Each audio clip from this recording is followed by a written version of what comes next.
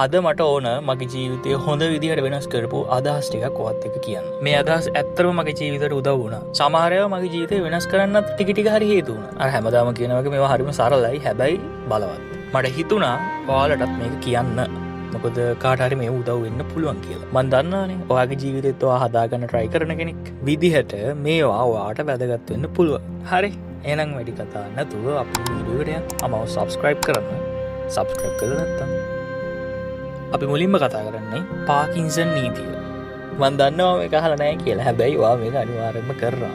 හරි අහන්නකෝ. ඒ කියන්නේ මේක අපි සමහර අය ගොඩක් වෙලාවන් වල මොකක් හරි වැඩක නැත්නම් වැඩවල් වල අන්තිම වෙලාව වෙනකම් බලාගෙන ඉන්නවා. ඒ කියන්නේ මෙහෙමයි. ඔයාට ස්කූල් එකේදී නැත්නම් ජොබ් එකේදී අපි හිතමු ඔයාට ප්‍රොජෙක්ට් එකක් හම්බ වෙනවා කියලා. ඔයාට දැන් එහෙම එකක් හම්බුණා. ඒ වුණාට ඔයා මොකද්ද කරන්නේ? ඔයා ඒක තව කල් තියනවා. ඔක කරන්න පුළුවන් අවුලක් නැහැ කිය ඔයා ඒක පස්සට දාලා ඉන්නවා. නැත්නම් ඒක කල් දානවා. ඇයි ඔයාට මතක් වෙනවද දැන් මේක කියනකොට? මම කියවනේ අපි ගොඩක් කට්ටිය මේ දේ කරනවා. සමහර අවස්ථා තියෙනවා අපි මෙහෙම කල් දාලා ඉඳලා අන්තිමට ඒක අපිට කරගන්න බෑ. මට එහෙම ඕන තරම් වෙලා තියෙනවා. ඉතින් ඒකට අපි කරන්න ඕන අපිට එහෙම මොන හරි වැඩක් හම්බුනහම අපිට තියෙන කාලය අඩුයි කියලා ඒක ටක් ගාලා ඉක්මනට ඉවරයක් කළා දාන එක. ඒ කියන්නේ මේ බය වෙලා කලබල වෙලා එහෙම නෙමෙයි. අපිට කාලය තියෙනවා. හැබැයි අපි හිතන්න ඕන අපිට කාලය මදි කියලා. අන්න එතකොට ඔයාට ඔයාගේ ප්‍රොජෙක්ට් එකම වෙන්න ඕනේ නැහැ. මම නිකන් උදාහරණයක් කිව්වේ. මොකක් හරි ඒ ඔයාගේ වැඩේ කරලා දාන්න පුළුවන්. මම දන්නේ නැහැ ඔයාට කොහොමද කියලා. හැබැයි මට සාමාන්‍ය ලොකු වැඩක් ඔලිය තියන් ඉන්න බෑ ගොඩක්. ඒක මගේ ඔළුවට කරදරයක්. ඒක කළා ඉවරනාට පස්සේ තමයි මට සැනසීමක් තියෙන්නේ. ඒක කල්ල ඉරුණාට පස්සේ දැනනේ ෆීල් එකට මං කැමති.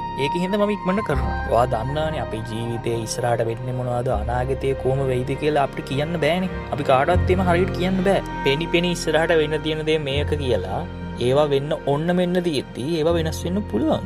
ඒකින්ද අන්තිම වෙනකන් ඉන්න එපා. ඔයාගේ වැඩේ පටන් ගන්න. මේක ඔයාගේ හීන අරමුණු වලට යන්නත් මේ දේම ඇප්ලයි කරගන්න. ඇයි අර සමහර කට්ටියක් ඉන්නවානේ අර අන්තිම මොහොත වෙනකන් බලන් ඉන්නවා වගේම හොඳම වෙලාව හරිම වෙලාව වෙනකන් බලන් ඉන්න සෙට් එකකුත් ඉන්නවා. මේ දේවල් ඕනවට වඩා ඔලුවට ගන්න එපා. පොඩියට අදම පටන් ගන්න. ඊට පස්සේ ඔයාට ඉතුරු ටික කරගෙන යන්න ලේසි.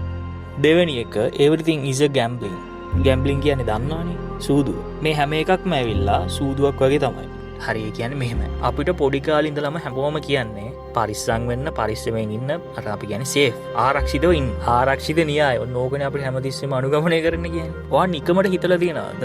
ඇයි ඒක පොඩි කාලේ ඉඳන්ම අපේ ඔළුවට දාන්නේ කියලා එහෙම. වෙන මොකුත් හින්දා නෙවෙයි. අපේ මේ ලෝකේ කියන්නේ හැමතිස්සෙම මාරම අවදානමක් තියෙන තැනක්. එක තැනක් කියලා නෙවෙයි හැම දෙයක්ම හැම තැනක්ම 100%ක්ම ආරක්ෂිත දේවල් කියලා එහෙම දේවල් නැහැ. හැම දෙයකම මොකක් හරිම අවදානමක් තියෙනවා. ඔයාගේ ස්කූල් එක, ඔයාගේ ජොබ් එක කරන තැන, අලුත් දෙයක් කරන්න හදනකොට ඕනම තැනක ඕනම වෙලාවක ඕනම දෙයක ඔයාට තර්ජනයක් නැත්නම් අවදානමක් තියෙනවා. අපි යන්නේ ඒකට හැඩ ගැහෙන්න ඕන. අපි හිතන්න ඕන දැන් මට ජීවිතේ ඉස්සරහට යන්නත් ඕන.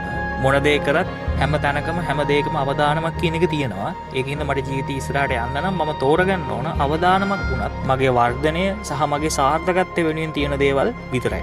ඔයාට කරන්න තියෙන්නේ මේක පොඩ්ඩක් තේරුම් ගන්න එක විතරයි. ආපහු කිව්වොත් හැම දෙයකම අවදානමක් තියෙනවා. ඒ වෙනුවෙන් අවදානෙන් ඉන්න ඕන. ඒ අවදාන සමහර ඒවා ගන්න ඕන. හැබැයි ඒ ඔයාට අවශ්‍ය ඒවා නම් විතරයි. සහ ඒ දේවල් වලින් ඔයාගේ අනාගතය හදාගන්න පුළුවන් නම් විතරයි. මේක හරියටම තේරුම් ගත්ත දවසට අපිට මේ ජීවිතේ ජීවත් වෙන්න ගොඩාක් ලේසි.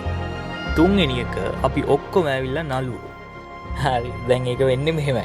ඔයා නිකමට හිතන්න ඔයා ගොඩක් වෙලාවට ඔයාගේ අම්මයි තාත්තයි ඉන්න තැන ඉන්න විදිහටමද ඔයා යාළුවොත් එක්ක ඉන්නේ. තාගුවත් ඔයාට affair එකක් තියෙනවා නම් එයා එක්ක ඉන්නකොට ඔයා කොහොමද හැසිරෙන්නේ? ඔයාගේ බොස් එතකොට ටීචර්ස්ලා සර්ලත් එක්ක ඔයා කොහොමද හැසිරෙන්නේ? අපි හැමෝම මේ එක සිටුේෂන් වල වෙනස්ම විදිහට හැසිරෙන්නේ. අපි හැමෝම එහෙම තමයි. ඒක සාමාන්‍යයි. ඒ කෙනා ගාව එයාට ආවේනික අපිට ආවේනික භූමිකාව අපි ඉටු කරනවා. ඔයාට ඕන නම් ඒ කෙනා ඉස්සරහා ඔයා සාමාන්‍යයෙන් හැසිරෙන විදිහ වෙනස් කරන්න ඕන නම් ඔයාට ඒ දේ කරන්නත් පුළුවන්. ඒ කියන්නේ ඔයාට අවශ්‍ය නම් ඔයාගේ සම්පූර්ණම විදිහ වෙනස් කළා තව කෙනෙක් ඉස්සරහා ඔයාට රඟපාන්න පුළුවන්. මෙතන රඟපෑම කියන්නේ ඔයාගේ හැසිරීම. ඉතින් මේ දේම ඔයා මතක තියාගන්න අනිත් කට්ටියටත් ඔයාට කරන්න පුළුවන් කියලා. ඇයි අනිත් කට්ටියට බැරිද ඔයාගේ ඉස්සරහා රඟපාන්න?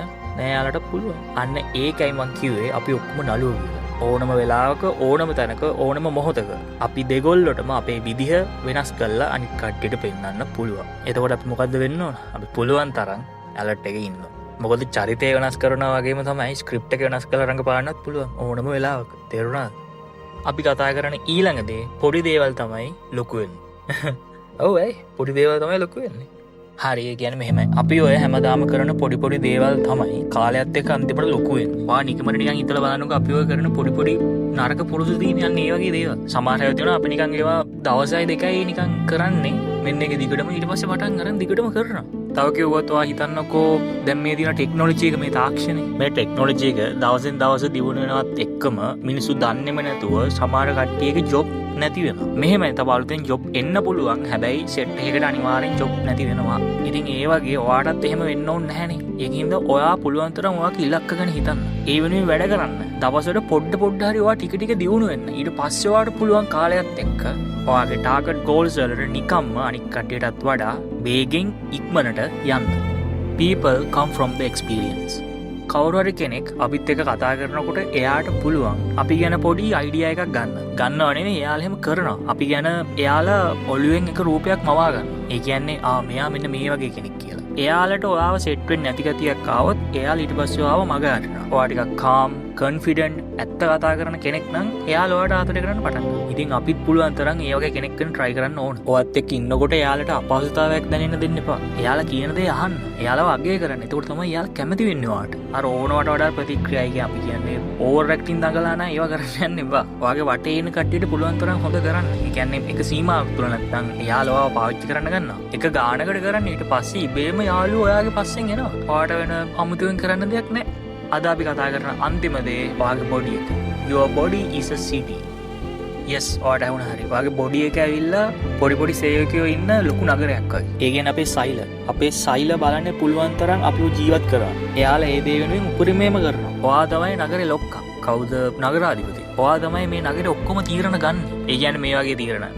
හැමදාම ජංක් ෆුඩ් කනවා, හරියට නිින්දක් ගන්නෑ, නාන්නේ නෑ, පිරිසිදු ගමක් නෑ, ශරීරයට චලනයක් දෙන්නේ නෑ. අපි කියන්නේ එක්සර්සයිස් එකක් කරන්නේ නැහැ. කොටින්ම කිව්වොත් ඔයා නගරේ ආරක්ෂා කරනවා වෙනුවට ඔයා කරන්නේ ඒකේ අනිත් පැත්ත. ඉතින් ඒක හරියද කියන්නකෝ? නැහැ. ශරීරය කියන්නේ තමන්ට තියෙන වස්තු වලින් ලොකුම එකක්. ඒක විනාශ කරගෙන හරියන්නේ නැහැ අපි. පුළුවන් තරම් සෞඛ්‍ය සම්පන්න වතුර බොන්න, නිදා ගන්න. ඔයාගේ බොඩි එකට හොඳ එක්සර්සයිස් එකක් දෙන්න. ඔයාගේ සිටි එක ගොඩනගන්න පටන් ගන්න. මතක තියාගන්න ඔයාගේ බොඩි එක හොඳට තිබ්බොත් තමයි ඔයාගේ මයින්ඩ් එකත් හොඳ විදිහට තියාගන්න පුළුවන් වෙන්නේ. අපි දැන් අන්තිම හරිය ඉන්නේ. මේ වීඩියෝ එකෙන් මම කියපු දේවල් මට මගේ ජීවිතේට ගොඩක්ම හෙල්ප් වුණ දේවල්. සමහර වෙලාවට මේ දේවල් මගේ අතින් මගේ අරනවා. හැබැයි ආයිත් මම නවත්තන්න නැතුව ඒව දිගටම කරන්න try කරනවා. ඔයාටම තට්ටුවක් දාගෙන බලන්න. මම කියපු දේවල් හරිද වැරදිද කියලා. එතකොට ඔයාටම තේරෙනවා. මචං ඔයාට මට හැම දෙයක්ම ෂණයෙන් ඔක්කොම වෙනස් කරන්න බෑ එක මොහොතකින්. අද එක දෙයක් තෝරගෙන ඒක පොඩියට පටන් ගමු. ඊට පස්සේ තව ඒක අපි වැඩි කරමු. හැම මොහොතෙම ඔයාව improve කරගන්න. ඒ වෙනුවෙන් වැඩ කරන්න. strong වෙන්න. confident එක හදාගන්න. ඔයාගේ මුළු ජීවිතේම වෙනස් කරන්න ඕන එකම එක ඔයාගේ තීරණයක් විතරයි. ඒක ඔයාලට දැන් උනත් ගන්න පුළුවන්. වීඩියෝ එක ගැන හිතන ඕනම දෙයක් බලලා කමෙන්ට් කරන්න. හොඳයි නම් ලයික් එකක් දාන්න. මාව subscribe කරලා නැත්නම් subscribe කරන්න. එහෙනම් ඊළඟ වීඩියෝ එක අරන් එනකන් ඔයාලා හැමෝටම see you again. Bye.